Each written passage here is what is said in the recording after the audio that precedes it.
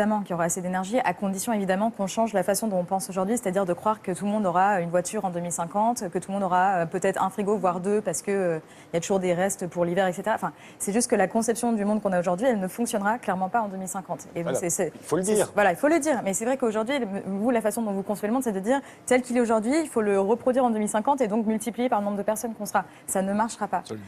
En revanche, la chose dont on n'a pas du tout parlé pendant tout ce débat, c'est le fait qu'aujourd'hui, on est déjà à quasiment 1 degré de réchauffement, que bientôt, on va être sur 3 degrés de réchauffement, parce que les États, la façon dont ils se sont engagés aujourd'hui, ça ne nous place pas du tout dans une trajectoire de réchauffement qui est acceptable. Et en plus, quand je dis acceptable, c'est politiquement acceptable. Parce qu'à partir de 1,5 degré, il y a des îles qui ne vont pas survivre. Et que même avec moins d'1 degré de réchauffement, on voit les impacts partout. Donc il y a aussi cette question-là avant tout, c'est-à-dire que pour rester dans le budget carbone qui nous est alloué, si on veut respecter nos objectifs de lutte contre le changement climatique, on doit laisser 80% des énergies fossiles dans le sol. Déjà, on est très très loin de le faire.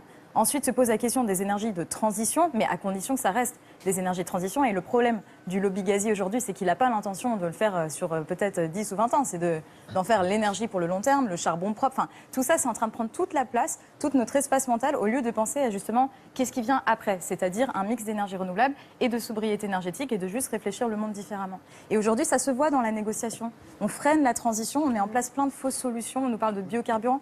Enfin bon, bref. Tout ça, ça m'énerve, en fait, ça me frustre.